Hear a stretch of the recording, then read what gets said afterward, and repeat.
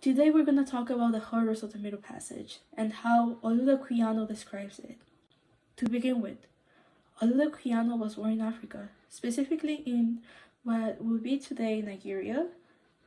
European invaders would suddenly come to Equiano's village, trading their resources in exchange of slaves. Equiano's father was very notorious for being one of the leaders in the village, often being away while attending his duties. However, this led to Equiano and his sister being captured at the age of 11 years old. Equiano then was placed in a ship and was sold in Virginia. However, before landing in Virginia, Equiano was placed in a ship with many other slaves, this event being the transatlantic slave trade. As Equiano was forced by African American guards to go at the bottom of the ship, Equiano was surprised by the sudden stench and conditions of the ship. The ship was rather crowded and cramped. The male slaves were often put at the front of the ship, and children in the center as women were put at the back.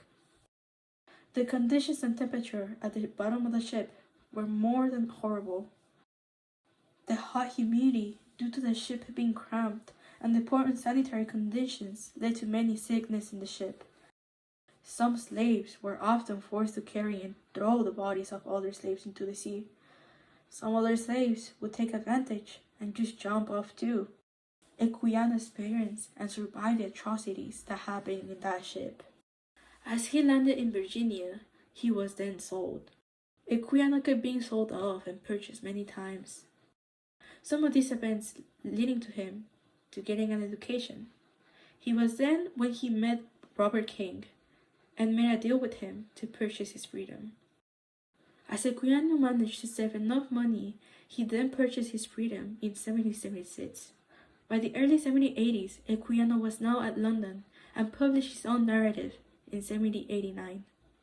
Equiano was very involved in the abolitionist movement in order to eliminate slavery in the transatlantic slave trade.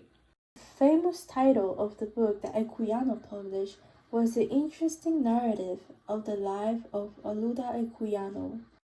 At the same time Equiano published this book, George Washington was delivering his first State Union address. Olaudah's approach and purpose were to bring attention and raise awareness in order to abolish the African slave trade. Equiano personally establishes his credibility in his 12-chapter book after he experienced the Middle Passage. He discusses the events that happened after purchasing his freedom and moving to London. There are many circumstances that hinder his credibility.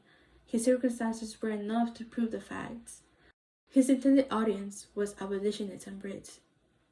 His goal was to persuade the British political leaders to abolish the slave trade that he had previously experienced. He converses and describes every single detail that happened in the slave trade, the deaths, tortures, and rough conditions that happened when he was there and survived it. The message that Equiano is trying to convey is to abolish the slave trade, to bring awareness to everyone about the cruelty of slavery, to show the horrors of the slave trade, and help abolition of the African slave trade and slavery.